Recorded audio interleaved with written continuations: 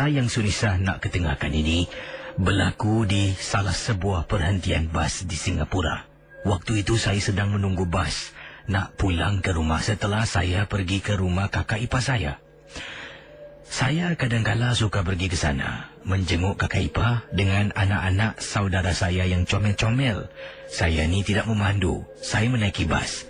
Jadi kisah pengalaman ini berlaku di salah sebuah kawasan, salah sebuah perhentian bas dekat dengan kawasan Bishan.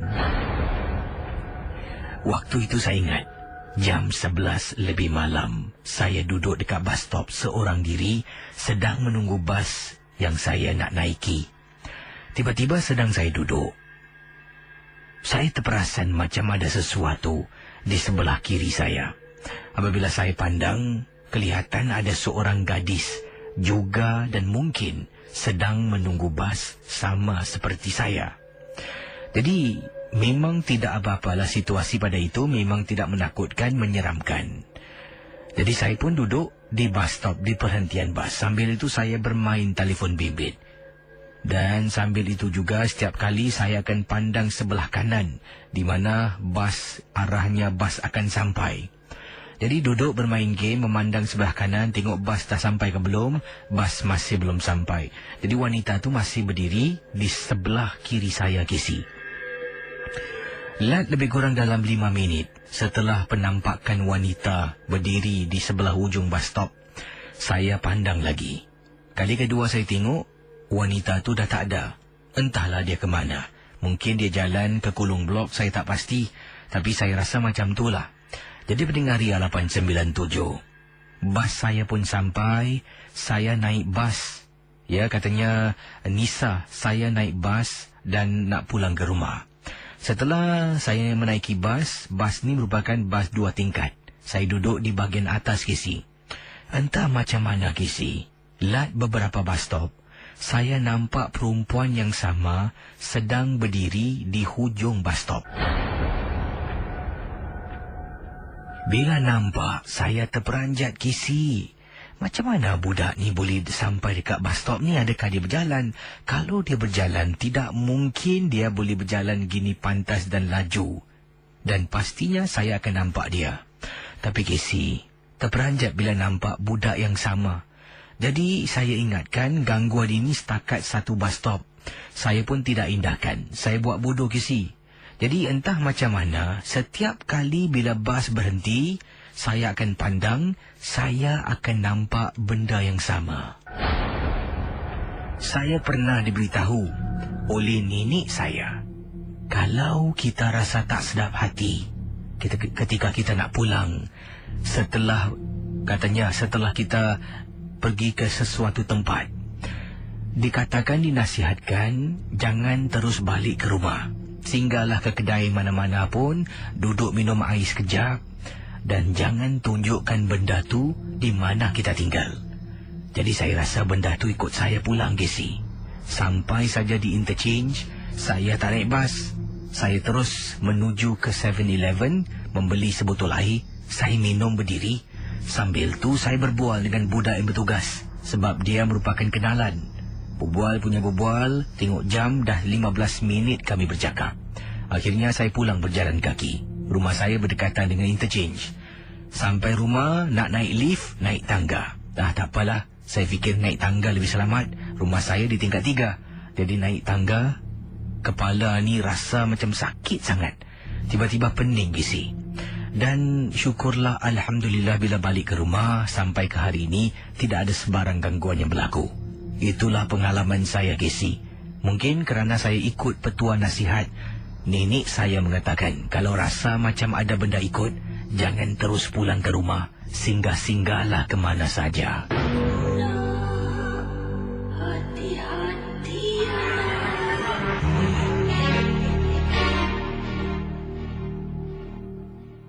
Pendengar Ria 897, di sini ingin saya tekankan kepada anda supaya tidak percaya dan jangan mudah terikut-ikut dengan apa yang diketengahkan dalam rancangan Misteri Jam 12. Ingat, semua hanya satu hiburan. Yang ini kiriman email yang ingin saya bacakan. Kiriman email adalah datangnya dari seorang pendengar Kata beliau pernah bertugas di Singapura sebagai seorang pembantu rumah. Tapi sekarang ini dah balik kampung dan dah pun mula perniagaan kecil-kecilan katanya. Mula mendengar Ria agak lama dahulu. Tapi sebelum itu, belum wujudnya DJ Casey mengendalikan Misteri Jam 12. Kalau tak silap saya, Casey mengendalikan rancangan Schools. Jadi diceritakan oleh seorang pendengar yang bernamanya Ayu. Ayu memberitahu dalam pengalaman peristiwa. Dan ini pengalaman ketika dia bertugas sebagai seorang pembantu rumah. Bertugas dengan salah seorang majikan orang Melayu kita. Saya nak ringkaskan pengalaman saya, Casey. Saya ada seorang majikan. Waktu itu, saya dah bertugas dengan pelbagai majikan. Daripada Hong Kong, saya berpindah ke Singapura. Di Singapura sendiri, saya mempunyai 3 majikan. Yang pertama, yang kedua, dan majikan yang ketiga. Yang saya nak ceritakan tentang yang ketiga ini, Casey. Pengalaman saya. Majikan yang ketiga ini lebih berbeza ataupun lebih lain dari yang 2 yang pernah saya bertugas, termasuklah yang di Hong Kong juga. Memang tak sama. Tak sama dalam bentuk apa? Dalam bentuk amalan-amalan yang mereka lakukan.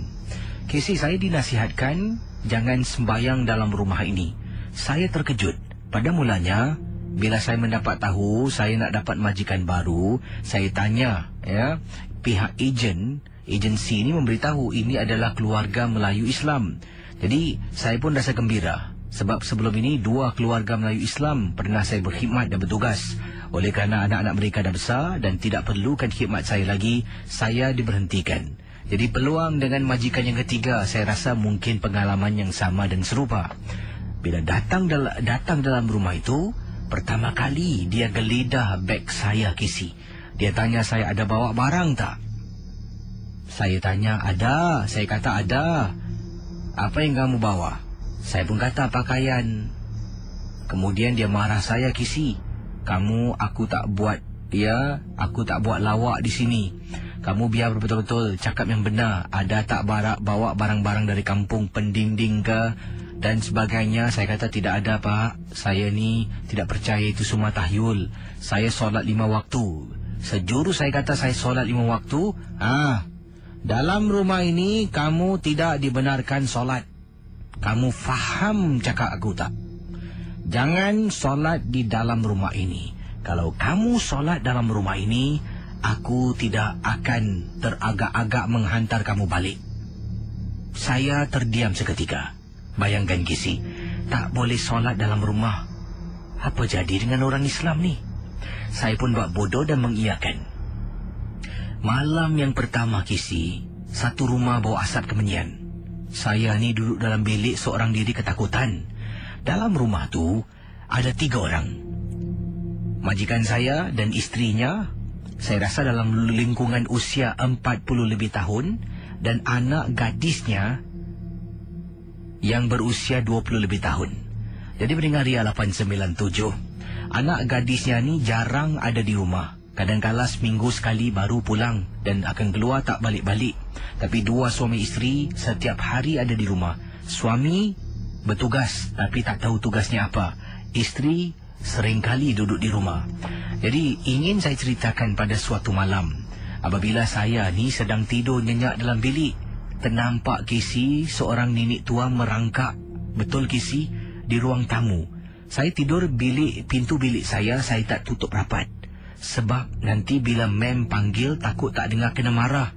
Pernah dia panggil waktu malam, suruh tolong ambilkan sesuatu, saya tak dengar, saya kena marah. Jadi dia kata, jangan tutup pintu kecuali kamu nak salin pakaian, baru kamu tutup. Jadi sedang baring ternampak. Mula-mulanya nampak macam ada benda melintas. Laju, Casey. Saya tak perasan dan saya pun tak indahkan. Tapi cuba tidur tak boleh tidur. Lama-kelamaan terpandang pada arah pintu, terperanjat apabila nampak seorang nenek tua merangkak depan pintu bilik saya. Saya nampak, saya istighfar berkali-kali, Casey. Sedang saya istighfar, Casey, tiba-tiba rasa dekat katil saya ni macam ada benda duduk tau. Saya toleh, Casey, tak tahu apa yang saya nampak, tetapi sesuatu yang menakutkan. Sampai tarik selimut dan baru teringat, kamu dalam rumah ini jangan sebut apa jua kalimah. Sebab kalau kamu sebut, kamu akan diganggu. Dari situlah saya tidak menyebutnya sebab tak nak diganggu. Perlahan-lahan saya pelankan, kemudian saya sebut dalam hati. Takut dilafazkan memudaratkan, saya sebut dalam hati. Dalam kitab mengatakan, kalau sesuatu membahayakan diri sendiri, jangan kita lakukannya sebab dah jadi haram. Jadi saya tak lafazkannya, saya sebut di dalam hati. Dan memang benar, dengan majikan ini hanya kekal setahun saja sebelum saya minta tukar. Tapi oleh kerana Casey waktu itu ekonomi tidak baik, tidak ramai menggunakan pembantu rumah, saya pulang dengan wang yang dapat saya kumpul. Dan Alhamdulillah sekarang ini ada perniagaan kecil-kecilan di kampung saya. Terima kasih dari seorang peminat Ayu Indonesia. Saudara, kisah-kisah yang bakal anda dengar dalam Misteri Jam 12, anggaplah ia hanya satu hiburan. Tidak ada sesiapa yang boleh menyesatkan kebenarannya. Kalau anda rasa takut, perlahankanlah suara radio anda. Misteri Jam 12, hanya satu hiburan.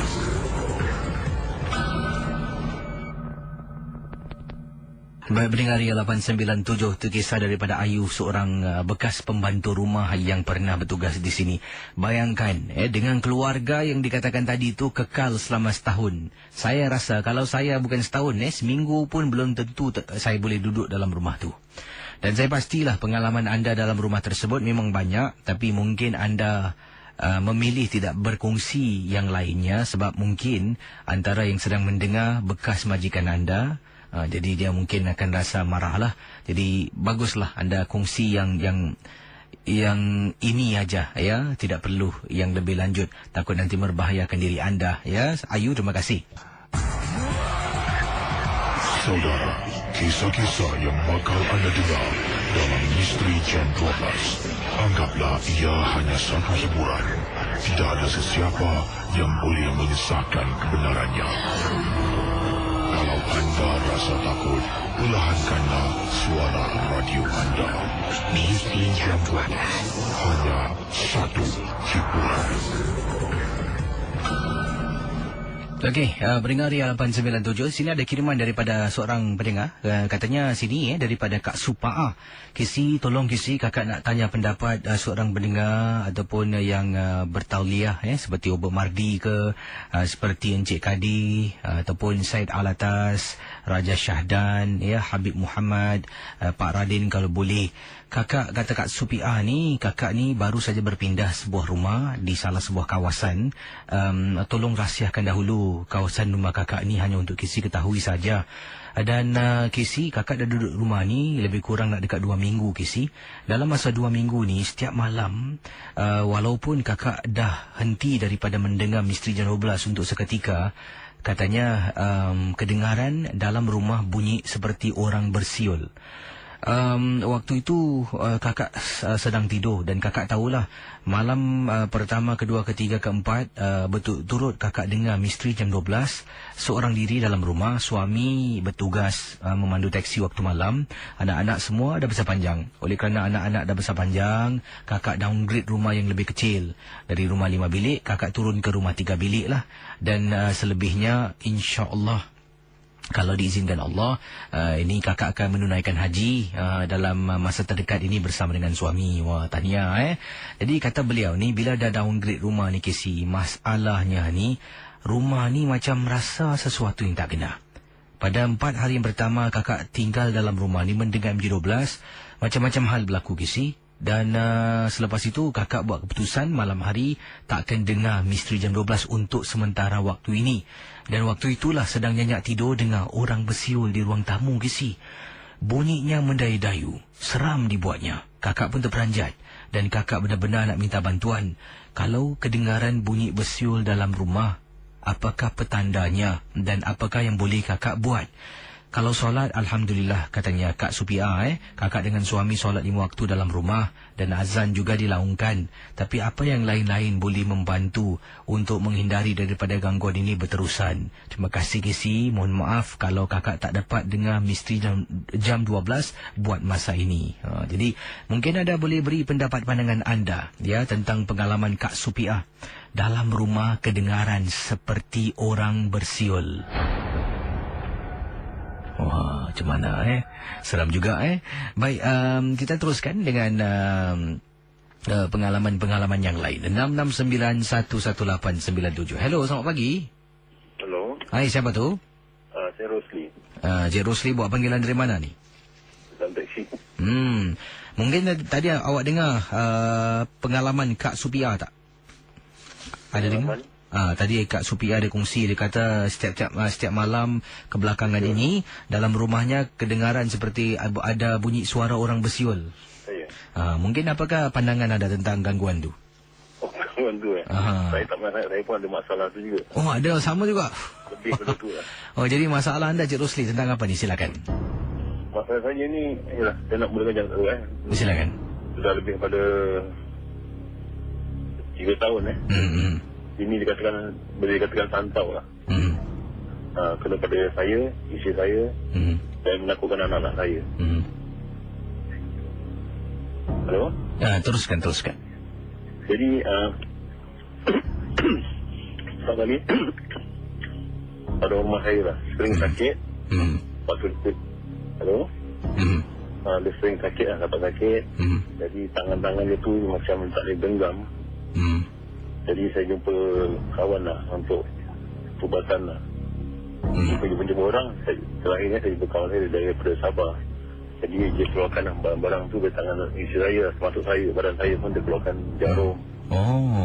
Jarum, ini penyapu daripada rumah saya, yang banyak daripada rumah saya lah. Lepas tu saya pula kena juga, saya tak banyak lah. Dan akhir-akhir ni dah 2-3 tahun ni anak-anak saya nampak pula lah benda-benda yang orang tak berkepala, ada badan tak ada kepala. Jadi anak saya yang baru ni pun nampak, yang baru 2-3 hari ni 3 minggu lepas nampak bayi atas kaki saya. Padahal saya ada kat luar, saya tak tahu, saya buat dari rumah saya kat luar. Anak saya nampak bayi atas kaki saya lah. Itu yang, tapi Alhamdulillah dia tak takut, anak saya tak takut. Jadi banyak je lah yang mana dekat tingkap tu nampak kepala. Habis teman tunang saya pun, tunang anak saya pun nampak kepala dekat tingkap rumah saya. Jadi ini anda katakan berlaku dalam rumah? Saya. Jadi rumah anda ni di kawasan mana ni? Di Senggul. Jadi masih lagi berlaku lah? Masih lagi, yang baru ni lah. Ini nampak anak saya yang umur 9 tahun tu. Nampak dia selalu dia betul 9 tahun sampai 15 tahun. Kalau nampak ya orang tak berkepala, ada kepala tak ada badan, ada badan tak ada kepala. Nampak orang berjalan dari rumah, bising, semua ada. Dia nampak. Itu yang ganggu keluarga saya sama anak saya. Kadang-kadang yang terakhir tu, yang baru ni, anak saya yang 15 tahun tengah makan, orang picit belakang dia. Tertoleh kiri dia tengok tangan warna hitam. Itu yang saya dah berubat mana-mana pun, orang kata memang bersantau. Tapi memang berubat memang gitu, cara dia memang pergi datang lah. Jadi terima kasih dengan kisah pengalaman. Kita akan mungkin tanya pendengar-pendengar di Facebook dan juga melalui kiriman SMS. Terima kasih Cik Rosli. Sama-sama. Baik, kita terus dengan pengalaman peristiwa selanjutnya. 669-11897 669-11897. Katanya rakan berikut ini, Casey, ini pernah berlaku dalam rumah saya. Ini kiriman daripada Encik Rashid. Kata Encik Rashid, katil tempat tidur saya dengan isteri, beberapa kali kami dapati atas katil tu ada lipan. Casey, perkara ini sering berlaku apabila isteri sedang solat maghrib Jadi katil kami ini tepinya memang tempat ruang kecil untuk kami tunaikan ya solat maghrib kami. Jadi waktu itulah bila isteri dan saya, kalau kita beri salam ke kiri, ya kita beri salam kiri dan kanan ni, bila salam tu saya dengan isteri terpandang atas katil, terperanjat kisi, nampak lipan, anak lipan ni bergerak dengan laju, entah dia nak sembunyi ke mana. Setelah beri salam yang kedua, saya pun bangun dan nampak dengan jelas anak lipan. Jadi dengan segera saya ambil penyembus serangga, saya sembuh anak lipan tersebut dan buang ke dalam plastik. Jadi pengalaman ini diteruskan beberapa kali bila selepas solat saja kami pandang kiri dan kanan untuk beri salam lah. Tahiyat yang terakhir ini akan kelihatan ya benda yang sama, seekor lipan. Dan saya yakin ini lipan bukan calang-calang lipan. Mungkin lipan yang dihantar oleh seseorang untuk mengganggu saya dengan isteri ataupun mencederakan kami suami isteri. Itu saja, terima kasih dan selamat malam. Wah, ini seram dalam selepas solat tu diberi salam kelihatan ada seekor lipan yang mungkin telah pun ditugaskan untuk mengganggu suami dan isteri ini. Bagaimana? Apa kata anda? Baik, yang lain boleh hubungi saya 669-11897. Hello, selamat pagi. Selamat pagi, Casey. Hai, siapa bercakap ni? Assalamualaikum. Waalaikumsalam warahmatullahi. Siapa ni? Kak Ida. Kak Ida, panggilan dari mana Kak Ida? Kak Ida panggilan daripada Jurong. Kak Ida di ruang tamu rumah anda tak ada dengar orang bersiul, tak ada Ini nak cakap pasal ni lah, Casey. Silakan. Ni Casey. Benda gini, Casey, kita jangan stop. Ni dengan Casey ni misalnya berubat tiap-tiap hari tak pernah lepas Casey. Terima kasih lah. Kadang-kadang jangan memang lepas pukul 2 terus masuk tidur kat bilik saya dengar dekat ruang tamu tau. Jadi bila masuk dalam tidur ada dengar sekali orang jalan kan, berjalan. Jadi bila dia berjalan tu kita dengar dia. Dekat dia keluar kat pintu, kita duduk kat luar, saya dengar lagi. Bila kita dengar benda gini kan, macam kita dah lepas dengan kesian rumah kita macam hayalan kita. Ini macam terasa hayalan. Kita kadang dengar isi main lagu di muzik kan bukan seram kan. Menilai terus menilai kan. Jadi bila kita tak tidur tu, kita sebab tidur tu kita baca muka, baca selawat banyak gitu tu. Biar semayang, ambil uduk, dan tu kita tidur, kita tak dengar apa-apa. Jangan kita terbawa-bawa lagi. Kadang-kadang dengan kisi macam menyeramkan apa kan. Jadi kat dia pakai earpiece juga lagi. Dengan kisi dengan macam bunyi tu kisi. Jadi macam benda tu orang kadang-kadang dengan cucu Aizah duduk kat sini kan. Dia dengar, dia umur 6 tahun, dia suka dengar. Dia pun pakai earpiece, dia masuk ke telinga dia, dia masa satu, dia yang berikan untuk dia dengar. Jadi dia dengar, kata bawa seram dia cakap, bila nak tidur dia ajak dia pergi beli air, cuci muka dia, ajar dia baca selawat untuk, lepas tu masih dia tidur. Tapi kalau tanya dia sebenarnya, kakak ada apa-apa? Tak ada, memang tak ada. Jadi dia tu kadang-kadang terbawa-bawa kisi. Jadi dia terbawa-bawa dalam hayalan dalam tidur. Jadi bila kita nak tidur tu, kita tak macam itu. Kadang mana-mana bunyi apa, buat bodoh je. Kadang kau buat tak indah je, tak ada lah kisi. Kadang kakak-kakak tu jangan terlampau. Kakak ni tiap hari sih, tak pernah miss. Dengan kisi rancangan tau, tiap-tiap hari. Mana ni kalau duduk luar ni tengok mesti apa, dia channel orang putih kan, tutup telinga kan, nanti berdua setengah kisi tadi, macam tidur. Terima kasihlah kerana menjadi pendengar yang setia. Cakap dan kita tu nak kasih selamat menyambut pengantin baru dengan pizza. Terima kasih. Saya doakan Casey semoga bercinta paming hingga ke hayat. InsyaAllah, terima kasih. Kita jumpa dekat Ekado. Okey, terima kasih. Kita pergi. Bagus. Terima kasih. Dengan cucu, dengan suami. Wah, seronok tu Cucu dia nak jumpa Casey ni. Yang 6 tahun ni nak jumpa Casey dah nak Casey. Nanti tegur saya lah, cakap ni kakak yang telefon tadi. Terima kasih. Tak tegur, nanti saya tegur sendiri. Sebab saya berikan pizza present. Terima kasih lah Kak. Semoga pizza sendiri kat tangan dia. Kita ada kasih sendiri untuk pizza. Pergi jangan ingat apa-apa. Puasa tak banyak. Selamat malam. Assalamualaikum. Waalaikumsalam warahmatullahi wabarakatuh. Selamat malam lagi. Terima kasih. Baik, kita teruskan dengan pengalaman selanjutnya. Di sini ada rakan kita daripada siapa ni? Saiful. Saiful kata, Casey, selamat tengah malam. Saya ingin berkongsi. Saya pernah berlari-lari anak dekat sebuah kawasan. Ini tempat ni memang sunyi sepi. Dan sebenarnya saya tak pernah jogging dekat tempat ni lah. Saya selalu berlari-lari anak waktu malam. Tapi entah macam mana mood saya ni boleh nak masuk kawasan yang nak disebutkan adalah Pasir Ris Park. Tempat tu memang sunyi Kesi, tak ramai yang berkelah tepi pantai maupun overnight dekat kawasan itu. Malah di sana banyak pub-pub. Kalau Kesi tahu, Kesi pernah ke sana, pasti akan tahu di manakah saya maksudkan. Jadi sedang saya berlari-lari anak ni, apa yang berlaku? Saya memasuki kawasan yang dikenali sebagai Sungai Api-Api. Bila berada dalam kawasan Sungai Api-Api ni, pada mulanya memang tak rasa apa-apa. Tapi makin dalam saya masuk, makin saya kesorangan, makin sunyi dan sepi, saya rasa macam ada sesuatu berlari sama dengan saya. Kesi, betul Kesi. Jadi, apa yang berlaku? Sedang saya jogging ya, berlari-lari anak. Dalam pada waktu yang sama Kesi, satu perkara berlaku kepada saya. Dan benda ini telah pun mencetuskan berlakunya satu perkara yang lain. Sedang saya jogging ataupun berlari-lari anak. Waktu yang sama, Kesi, angin tiup dengan kuat. Tiba-tiba habuk terkena mata saya kiri dan kanan. Bila mata dah termasuk habuk, saya berhenti daripada berlari. Saya gosok mata saya kerana pedih terkena habuk. Dalam keadaan saya tutup mata, tiba-tiba Kesi, telinga saya sebelah kiri Kesi. Begitu dekat bunyinya, sampaikan saya sendiri gementar. Dan saya nasib baiklah dapat put myself together ataupun dapat kuatkan semangat saya dan tinggalkan kawasan itu. Saya rasa kalau semangat saya lemah, saya akan pingsan, rebah, saya tak tahu apa akan jadi. Sedang saya gosok-gosok mata dalam keadaan sunyi sepi, saya seorang diri, telinga sebelah kiri saya dengan jelas saya dapat dengar sesuatu yang menakutkan. Saya rasa bunyinya macam ini, saya cuba. Jadi bendanya telah pun menghasilkan satu suara yang garau dan nyaring di telinga saya.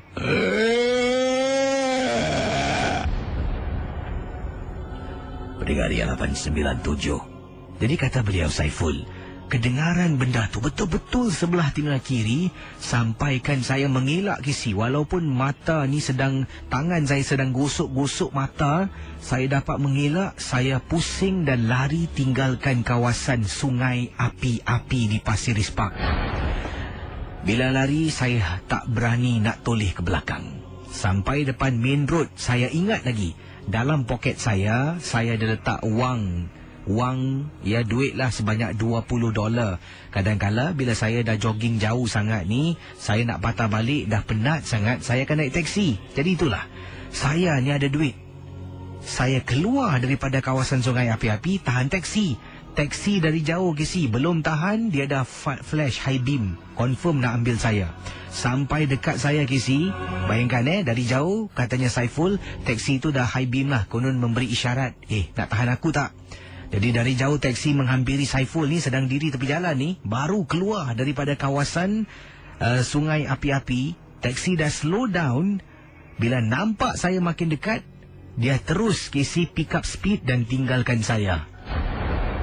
Saya rasa hairan, kenapa pula pemandu teksi ni tinggalkan saya? Takkan ada orang call teksi pada malam-malam buta macam ni. Saya tak puas hati Kesi. Kali kedua nampak teksi, saya tahan lagi.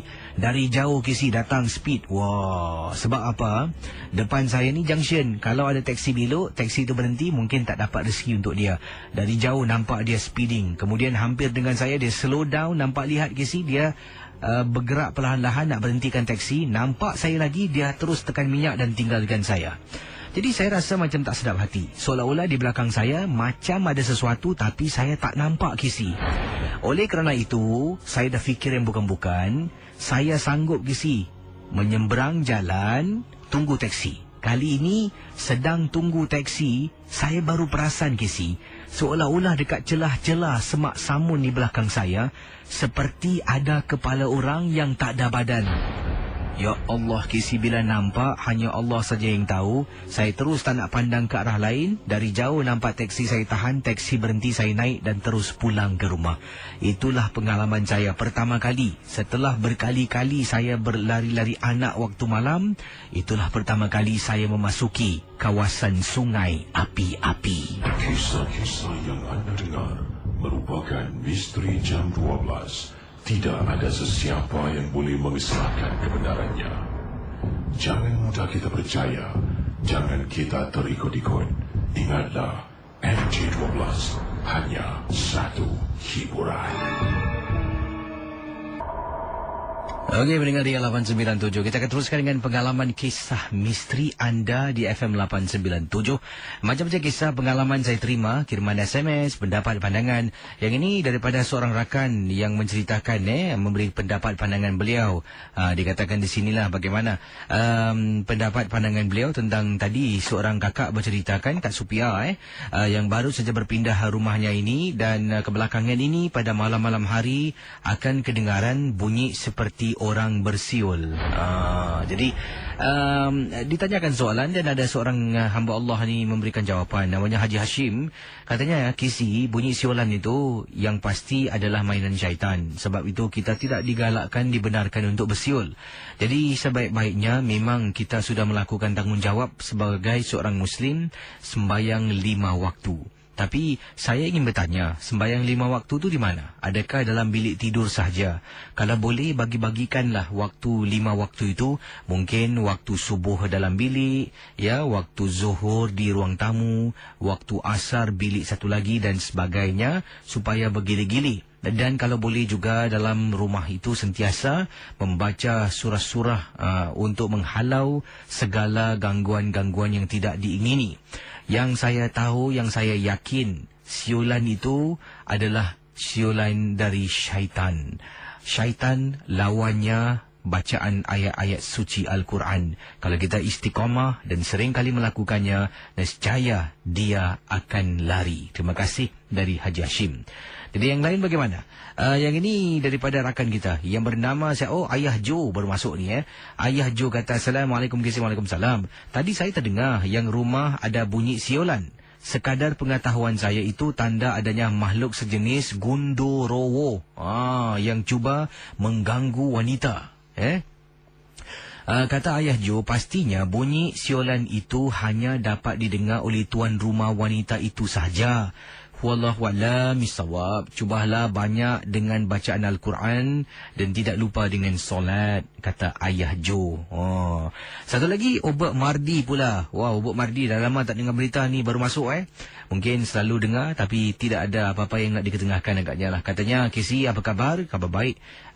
Obak di sini, Obak nak menyentuh tentang tadi seorang pendengar yang bertanya tentang bunyi siulan dalam rumah supaya lebih berhati-hati. Kerana bunyi siulan itu adalah sejenis makhluk yang akan mengganggu ketenteraman tuan rumah. Kalau tak silap Obak, kalau boleh Obak kaitkan siulan itu adalah bunyi syaitan yang ada di dalam rumah. Dan katanya di sini, bunyi itu yang pasti akan didengari oleh sang isteri. Suami tidak akan dengar bunyi tersebut. Setiap kali isteri seorang diri, isteri akan diganggu pada waktu malam. Bukan kerana mendengar rancangan misteri jam 12. Tidak ada kena-mengena, Kisi. Tapi oleh kerana si isteri seorang diri, maka bunyi itu boleh kedengaran dengan jelas. Nasihat Obak kepada tuan rumah, Kak Supiah tadi tu, supaya mengazankan, bukan dia, tetapi suaminya, mengazankan dalam rumah. Daripada mendengar radio yang diazankan, ada baiknya tuan rumah mengazankan rumah sendiri. Selain dari itu, mengaji dan solat. Dan kalau boleh, pada malam-malam hari itu, ruang tamu jangan dibiarkan gelap. Hidupkan lampu. Ia boleh membantu. Terima kasih dari Obak Mardi. Jadi itu dia pendapat dari 3 orang rakan, Haji Hashim, Obak Mardi dan Ayah Jo telah memberikan pendapat pandangan daripada untuk Kak Supia supaya ia dapat membantu. Walau apapun, ingat misteri jam 12 hanya satu hiburan. Saudara, kisah-kisah yang bakal anda dengar dalam misteri jam 12, anggaplah ia hanya satu hiburan. Tidak ada sesiapa yang boleh menyesatkan kebenarannya. Kalau anda rasa takut, perlahankanlah suara radio anda. Misteri jam 12, hanya satu hiburan.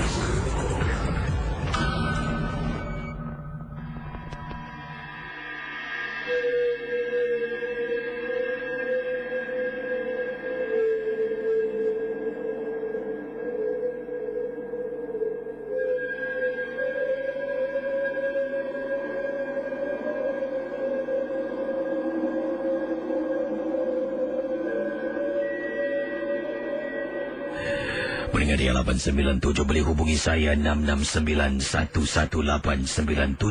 bersama dengan saya. Selamat pagi. Siapa bercakap ni? Hello. Ya, siapa bercakap ni? Hello. Tak dengar tak kisah soal sesi? Pelan sangat. Ya, hello. Siapa bercakap ni? Ya, saya Raja Syahdan. Raja Syahdan. Panjang umur sebut-sebut nama semua timbul. Jadi korang dengar ini. Kebetulan ini Fizao birthday sama dengan saya 12 September. Oh, sama. Selamat hari lahir pada anda Ini yang tentang bersiolan tu. Saya pernah kena kat sini, kat rumah ni. Dalam rumah anda? Tapi dari jauh lah. Dari jauh, dengar siolan tu, dia dipanggil orang rumah saya, dengar tak? Dia dengar, tersebut tu dekat sekali hilang lah. Dalam rumah saya, lepas tu dia hilang terus. Jadi apakah sebenarnya, ini kakak ni katanya ada beberapa kali dia seorang diri dalam rumah akan dengar. Saya dengar suara KT. Oh, korang dengar? Ya. Ini saya dah kuatkan ni. Tak dengar. Pun dia tu. Hello, boleh dengar tak? Ya, tak dengar saya ni. Dekatkan telefon anda lah dengan telinga rapat, bertekan sikit.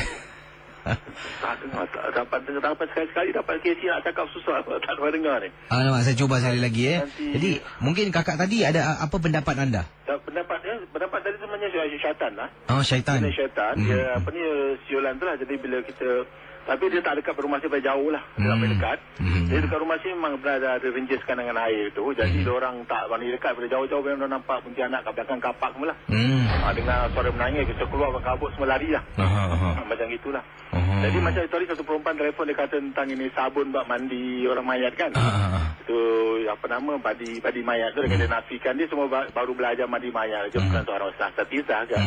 Jadi buat mandi mayat memang betul-betul dahulu dia pakai sabun mandi digunakan sebagai psychological effect kan. Jadi sebagai petua lah kita dapat nak kaji petua. Tapi mandi mayat memang ada wujud. Kalau kita tengok orang yang mandi mayat semua mukanya pucat macam mayat.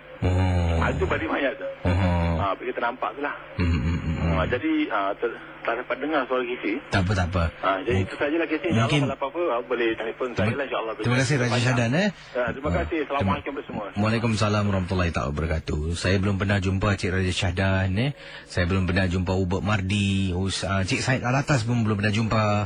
Pak Radin pun belum pernah jumpa Nantilah satu hari kalau ada jodoh kita jumpa lah ramai-ramai duduk berbincang Baik, kita teruskan dengan pengalaman selanjutnya 6691897. Yang ini daripada seorang rakan. Katanya, KC, saya pernah berkenalan dengan seorang gadis. Dan KC, percaya ataupun tidak, gadis tersebut hanya berurusan dengan saya melalui kiriman email sahaja. Sebenarnya saya ternampak beliau ada satu blog. Blog beliau ni adalah satu blog tentang kecantikan. Beliau banyak berkongsi tentang makeup dan sebagainya. Saya entahlah klik terjumpa pula blog ni. Sebab saya suka baca blog secara rambang ataupun random lah. Jadi ternampak budak ni cantik ke si. Terus bacalah perjalanan hari seharian beliau. Lama-kelamaan saya ikuti beliau di blog rasmi. Dan sampaikan saya email beberapa kali padanya, dia tidak balas kisi.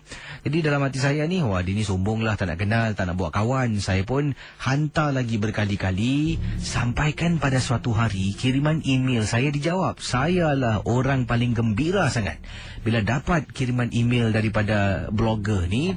Saya balas balik, kemudian dia balas balik, dan kami mula menjadi kawan di alam siber. Berbual kisi, kami hantar email, dia balas pada saya. Jadi yang menakutkan saya ni adalah apabila pada suatu hari salah seorang blogger di blog yang sama, pengikut yang sama, telah pun berkongsi. Sebab dalam blog tu di sebelah kanan ada satu ruang untuk chatting, untuk kita berbual-bual. Jadi Casey, salah seorang rakan blogger tersebut telah pun mengesahkan yang blogger saya ikut, yang kami ikut semua dah meninggal dunia. Saya terperanjat, ramai semua memarahi budak inilah. Dan akhirnya datang ibu kepada budak ini memberitahu yang blog ini akan ditutup sebab anaknya dah meninggal dunia. Lebih kurang 2 minggu yang lalu. Dan Kisi, saya kenal dengan budak ni nak dekat 8 hari Kisi.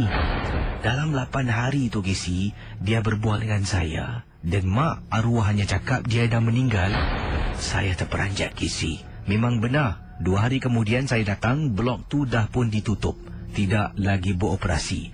Tapi saya rasa mungkinlah yang membalas kiriman email saya, mungkin ibunya ataupun kenalan-kenalan sengaja nak main-mainkan saya. Itu saja, terima kasih dan selamat tengah malam. Baik, 669-11897, kalau ada kisah anda hubungi saya dan saya akan terus bersama anda dalam rancangan Misteri Jam 12. Roy, panggilan dari mana, Roy? Saya Taman Jurong. Ni Roy mana? Roy Bedok ke? Ni Roy Taman Jurong lah Ya, saya. Nama penuh Roy? Okey. Pengalaman saya sewaktu saya beli rumah lah, rumah resale lah. Okey, jadi bila waktu saya beli rumah tu. Ni tahun bila ni, Roy? Tu tahun 2000 silakan. Rumah resale lah. Jadi saya beli rumah tu, dia kira bekas rumah orang Melayu lah. Jadi semasa kita beli rumah tu dah macam biasalah, sebelum dapat rumah tu kita nak azankan semua kan. Jadi dah lepas tinggal seminggu tu tak ada apa-apa lah. Bila dah nak dekat masuk 2 minggu itulah ada gangguan lah. Macam gangguan itu tak begitu mengacau lah. Macam malam, bila waktu malam tu dengar orang cuci piang mangkuk. Dia main lampu. Dia boleh dengar lah dia main petik-petik lampu. Tapi padahal lampu tak nyala. Tapi petikan lampu lah. Tapi saya pun tengok setiap malam dah start macam ini kan, kacau-kacau kan. Tapi so far tak nampak apa-apa lah. Dia macam itulah, dia main lampu dekat dapur je. Tapi saya cuba try lah sembahyang ajak satu hari. Lepas saya sembahyang ajak, saya minta pada dia lah. Bila waktu saya tidur pukul 3 pagi tu, saya mimpi dapat alamat lah. Dapat alamat bahawasanya dalam rumah tu ada barang. Jadi saya pun tak ngantuk jadi saya tidur je lah. Jadi pagi bila subuh tu, lepas main subuh, baru saya buka semua lampu. Saya double check lah. Saya dapat alamat ada barang kan. Saya dekat hall, dekat tepi. Rupanya benda tu macam benda tangkal tau. Dia taruh dekat benda tu tergantung dekat atas bilik pintu saya nak masuk tu. Saya tak perasan benda tu dekat situ. Bila saya panjat tengok, benda tu dia berbalut dengan kain kuning lah. Tapi saya ambil, saya tak buang lah. Pasal benda ni takut tak bisa sembarang kan. Saya besoknya tu bawa pergi kerja, jumpa dengan kawan saya yang lebih berpengalaman lah. Cakap mungkin sebabkan benda ni lah agaknya. Tak tahu lah, ni saya benda tu saya kasih dengan kawan saya.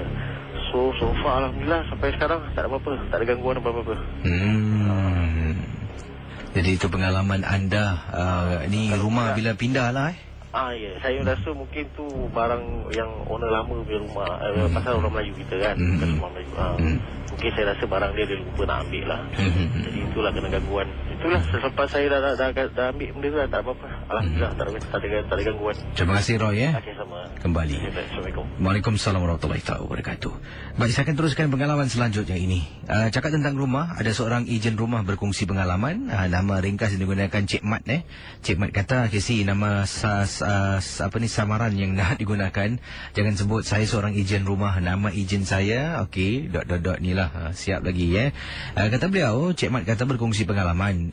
Saya pernah mengikut bersama dengan seorang pelanggan saya untuk flat viewing.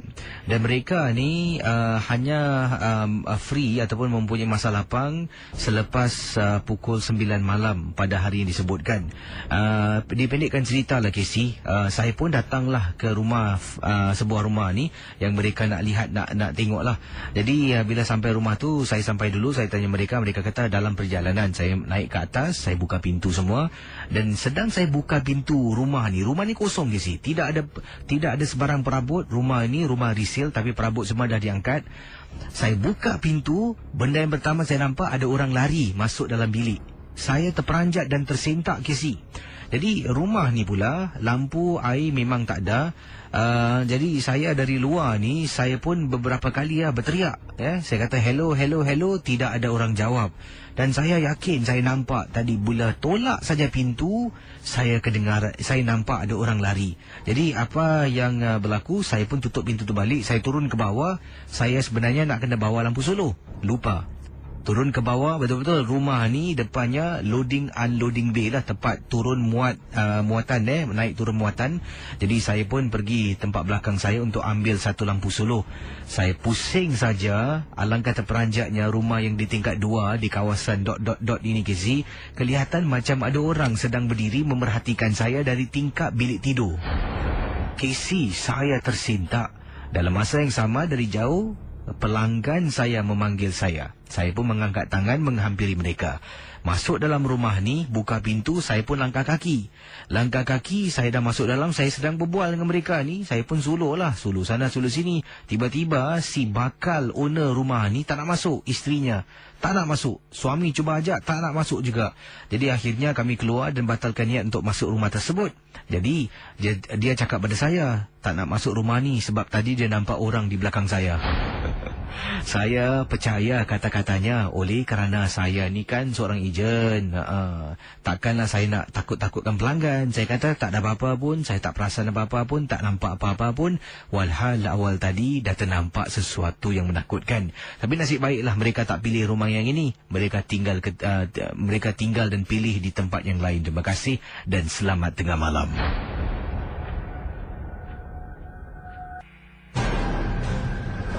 Kisah-kisah yang anda dengar merupakan misteri jam 12. Tidak ada sebarang bukti yang boleh mengesahkan kebenarannya. Okey, itu dia kisah yang dikirimkan oleh pendengar kita. Macam-macam pengalaman misteri yang berlaku pada malam ini. Memang seram. Kalau kita bayangkan kita dalam situasi yang dialami oleh pendengar-pendengar kita, memanglah cukup menyeramkan ya. Baik, kita terus buka talian 669-11897. Mungkin ada kisah misteri yang anda nak kongsi dengan saya. Anda dijemput untuk hubungi saya dalam rancangan misteri jam 12. Silakan 669-11897. Hello, selamat pagi. Hello. Hai, siapa tu? Ni Jasni. Jasni ya? Ya, saya. Ada pengalaman misteri Jasni, buat panggilan dari mana ni? Saya tengah memandu teksi ni. Oh, anda pemenan malam lah. Pemenan malam. Tak ada, anda seorang pandu ke ataupun ada pengganti? Saya seorang je yang pandu ni. Oh, jadi waktu memandu mula malam lah sampai ke esokan hari Yalah, siang hari jadi babysitter. Jadi pengalaman anda Cik Jasni tentang apa ni, silakan. Okey, minggu lepas di Woodland, di Marsiling kan ada satu reservoir situ. Okey, saya hantar orang pergi Marsiling Drive. Jadi saya dah hantar tu, saya patah balik. Patah balik dekat daerah situ. Sambil saya jalan tu, saya tertoleh dekat reservoir tu ada benda terbang KC. Jadi saya terkejut, tersentak sekejap. Saya istighfar lah. Tak pernah saya bawa teksi kena ini macam barulah pertama kali ni. Jadi saya kalau kena pergi Marsiling malam buta pun saya tak nak pergi lagi ya. Buat masa ni lah sekarang tengah seram sejuk, okey lah. Nanti bila dah reda keadaan dah kembali macam biasalah. Yalah. Tak pernah saya kena ini macam baru ni saya kena. Jadi anda memandu waktu malam ni, pernah anda dapat permintaan yang pelik-pelik daripada pelanggan, penumpang-penumpang tak suruh pergi tanah perkuburan ke waktu malam, ada? So far belum lagi pernah lah. Belum Kalau lah dapat seorang penumpang yang kata, bang, saya nak pergi Lim Cukang bang, awak bawa tak? Saya tak apa, terima kasih. Saya menolak lah, takkan nak pergi sana kan, tu tempat kan tempat tak boleh dicakap. Kalau dia betul-betul tinggal dekat dormitories di sana macam mana? Saya takkan hantar. Terima kasih, jujur awak ni, bagus, terima kasih Okey, terima kasih, selamat kasih. Kembali bagus tu, dia jujur macam saya juga. Kalau saya pun memandu taksi, orang tiba-tiba masuk, bang, Kubur Kasim bang. Kubur Kasim, ala Kasim. Kisah-kisah yang anda dengar merupakan misteri jam 12. Tidak ada sebarang bukti yang boleh mengesahkan kebenarannya.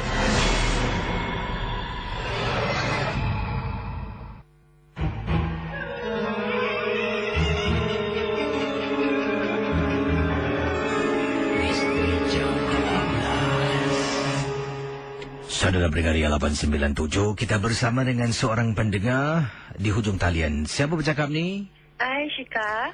Syika, awak kata tadi awak ada simpan sekeping kaset yang lama yang pernah dirakamkan suara yang menakutkan. Ya saya. Ini kaset yang side A, side B itulah Saya side B. Berapa lama ni? Berapa lama awak simpan ni? Dah berapa lama? Berapa belas tahun. Dari sekarang umur saya dalam 32. Jadi saya rasa pada tu umur saya dah 19 tahun ni. Jadi apakah isi kandungan dalam kaset tu? Boleh anda jelaskan? Silakan. Okey. Pada mulanya, bapa saya ni dia suka rekodkan suara burung. Katanya ada burung mata putih kan. Dia burung dia tu seekor je, jadi tak akan bunyi. Dia cuba rakamkan daripada yang tempat dia bekerja lah. Burung mata putih sana bising. Jadi kita orang tu nak rekod kasih play. Instead of nak mainkan, putarkan tu untuk burung dia terlupa, dia terrekod sampai besok pagi. Instead of dia tekan play tu, dia tekan rekod. Okey. Dan pada hari yang berlaku tu, bapa saya sudah tidur. Dan saya rasa macam tak sedap lah. Kenapa macam saya rasa tak sedap hati tu. Macam dekat luar rumah ni ada orang. Pasal saya dengan 31 kat Red Hill. Okey. Dia betul-betul kat depan rumah saya tu ada pokok cempaka, ada kerusi, ada meja sekali. Dan saya dengar dalam 2-3 orang lah berbual dalam bahasa tu saya tak dapat tangkap. Nak kata Thailand ada, Bangla ada. All international language in one sentence lah. Dan sekejap gitu saya terbau macam rokok sempurna. Betul-betul kat sebelah saya. Pasal dia rumah 3 bilik. Jadi kecil sejauhnya. Hall tu very small. Jadi saya tu, bila masa Abai tak rokok je, saya tak nak takutkan diri saya. Saya pekikkan bapak saya. Abai tak rokok kat dalam. Dan bapak saya cakap, tak adalah kau terbiat tu. Aku dah tiba nak pergi isap rokok. Aku tak isap rokok mesti kat luar. Okay, saya tak ingat apa-apa lah kan. Besoknya apa-apa saya terperasan, Abah tak matikan recorder lah. Tak termatikan dia punya play. Dan kita dengar. Dan bapa saya pun macam bapa saya tak nampak. Dia suka rekod. Jadi bila dia mainkan recording, saya dengar. Kau dengar kan betul-betul ni bunyi apa ni? Mana suara burung yang aku rekod? Kemarin aku kan mainkan untuk ni si jambul dia kata. Dan saya kata, entah mana tahu. Saya dengar balik betul-betul. Saya punya terkejut, Casey. Bunyi 2 suara yang benda tu, kakak tu betina 2 tengah berkikian. Tiba-tiba suara jantan dia masuk. Dan saya dengar betul-betul bahasa Abah. Ingat betul-betul lah Abah semalam terrekod ke Abah terplay? Ke Abah dah rekod ni dekat luar? Tak, betul semalam Abah tekan play. Tak lah, Abah ni rekod. Abah teruskan mainkan pusing depan dengan belakang. Sama juga Casey suara dia. Jadi kaset tu bila saya dah pindah ke tempat lain, saya takut salah kaset kan. Dulu kan semua banyak kaset kan. Jadi kita mulakan balik. Jadi saya simpan tu kaset betul-betul dalam tempat kotak yang makeup saya tak pernah akan buka punya. Dan saya pindah sana pindah sini. Jadi baru-baru ni saya baru terperasan lagi, ini kaset yang aku ingat lagi yang Abah cari-cari daripada dulu tak ada. Jadi saya ingat itu satu hari kalau saya dapatkan daripada Casey, saya kasih semua dengar-dengar. Mungkin boleh nanti anda cuba hantarkan kaset tersebut. Saya akan cuba ekstrak lah. Kalau saya boleh, saya akan putarkan untuk pendengar Ria. Boleh Boleh. Terima kasih. Jangan lupa email saya casey@mediacorp.com.sg Okey. Terima kasih. Selamat pagi. Baik, kita terus dengan pendengar-pendengar yang lain di 669-11897. Daripada siapa ni? Ada rakan kita kata, Casey, terima kasih setiap malam tak pernah akak miss mendengar rancangan Misteri Jam 12.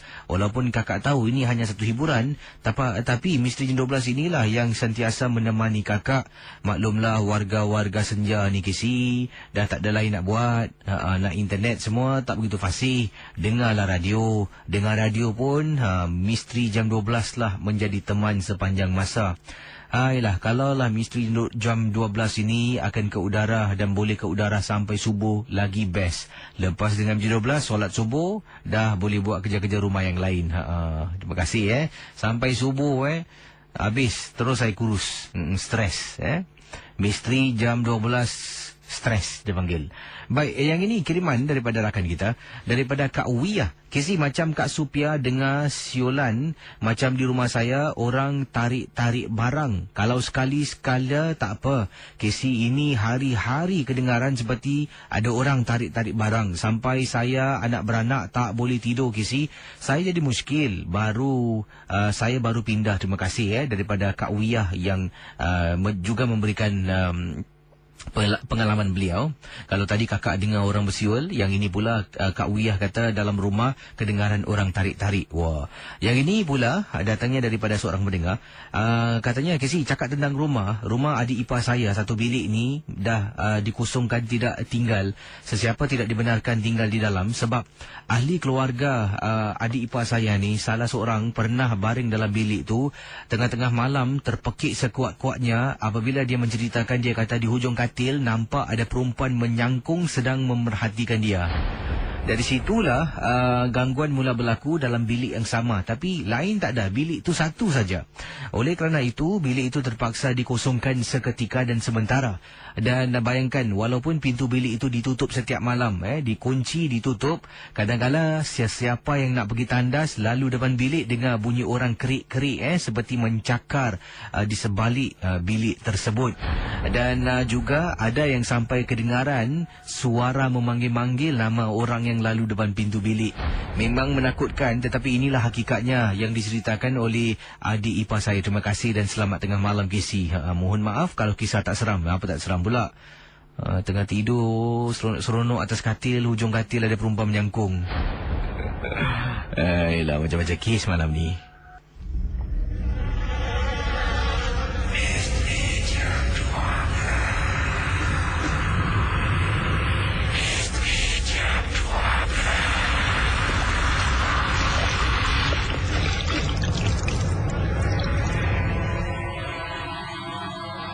Baik, saya berdengar dia. Sebenarnya awal tadi saya mencari seorang pemandu teksi yang pernah menghantar orang malam-malam hari masuk kawasan tanah perkuburan. Jadi mungkin atas tujuan-tujuan yang benar lah. Mungkin nak pergi kubur sebab nak melawat orang yang dah meninggal. Kita digalakkan untuk masuk kubur sebab ia juga mengingatkan kita satu hari nanti kita juga akan meninggal dunia. Dan seorang abang ni kebetulan menelpon saya, seorang pemandu teksi ni. Dan siapa nama abang ni? Ziko. Dan abang katakan anda pernah menghantar seorang penumpang masuk ke kawasan tanah perkuburan. Saya. Oh, jadi mungkin dari mana ke mana tu? Dari kawasan mana ke kubur mana? Dari dekat daerah Bukit Panjang. Bukit Panjang, tanah perkuburan mana dia tujui? Dekat yang baru ni dekat Bangga tinggal tu. Pusara Abadi. Saya. Di sana. Jadi budak apa? Budak Melayu ke, makcik ke, macam mana? Budak Melayu lah. Dia ada cakap dia nak ke sana untuk apa malam-malam hari? Tak adalah. Memang saya ni mandu teksi, saya suka berbual. Okay. Jadi saya tanya kerja mana gini-gini. Dia kata kerja biasa je. Dia kata ni malam-malam gini dah dekat pukul 2 pagi ni, buat apa kat sini? Ada hal sikit dekat gitu. Hal apa dekat kubur? Itu dia, dekat ada hal sikit. Dekat hal. Jadi saya pun tak cakap banyak kan. Jadi saya pun hantar. Kubur kat nombor berapa pun saya pun tak tahu. Kan dia malam biasalah kalau blind kan. Tak boleh nampak kan. Jadi saya dah lepaskan dia kat pertengahan situ. Sebelum dia bayar, semua dia bayar macam normal gitu. Hari lepas dia tengok muka saya, lepas tu saya tengok muka dia. Kan? Jadi dia tengok belakang, dia cakap, kenapa teksi abang ada orang ni kat belakang? Alamak, saya cakap alamak, dia ni tidur ni pergi tegur pula. Dia cakap, saya cakap, tak apalah, biarkan lah, mungkin dia teman lah, saya cakap gitu. Dia cakap, alamak bang, dia macam tak happy ya bang. Saya cakap, alamak, ini budak macam tak belat saya cakap gitu. Jadi saya cakap, tak apalah, biarkan lah. Jadi saya fikir, saya dah teringat lah. Saya tadi, sebelum tu saya ada hantar satu orang Cina dekat daerah temple lah. Lepas tu saya terlanggar dia punya curb kat sana. Jadi mungkin itu benda ikut, saya tak tahulah. Tapi saya memang rasa rimas lah. Sepanjang perjalanan selepas abang terlanggar tu rasa macam ada benda tak kena. Saya rasa benda tak kena. Saya macam rimas gitu lah. Sampai anda ambil seorang lelaki saya ni. Ambil ini early 40 punya budak Melayu ni. Saya hantar dia dekat kubur. Apa nak buat malam? Bawa alam di bawah. Saya pun tak tahu. Tapi lepas tu dia tegur gitu. Saya tak lama macam mana ni. Jadi saya keluar balik. Saya pelan-pelan, saya drive out. Saya keluar sampai dekat bawah spotlight besar tu. Saya buka pintu semua lah. Saya buka pintu, saya rokok. Saya duduk diam-diam aja. Agak-agak rokok saya dah habis. saya baca sikit-sikit, saya turun jalan lah. Tapi budak tu turun lah di tanah perkuburan tu? Budak tu turun. Apa dia buat malam hari? Wallahualam, saya pun tapi tak tahu lagi. selepas awak turunkan dia tak ikut anda, benda tu tak ikut anda, mengganggu anda lah? Alhamdulillah lah. Saya dah duduk bawah spotlight tu, kan? Jadi saya dah isap rokok, saya relax, saya tenangkan diri saya. Lepas tu saya baca sikit, saya tawakal kepada Allah, saya jalan aja. Sampai balik, Alhamdulillah. Jadi sekarang sedang memandu taksi? Mandu taksi sekarang. Baik-baik, hati-hati bang tak apa, ni biasa ke sih. Saya betul-betul tabik spring khususnya untuk pengawal keselamatan jururawat pemandu taksi malam-malam ni. Memang kita cari rezeki halal untuk anak isteri. Terima kasih bang Baik, sama-sama kembali. Baik. Waalaikumsalam warahmatullahi taala wabarakatuh. Saudara, saya harus tutup tirai dan jumpa anda esok malam, dan mungkin esok saya ada satu lagi topik-topik yang menarik untuk MG12. Kalau hari ini kebetulan pemandu taksi lah.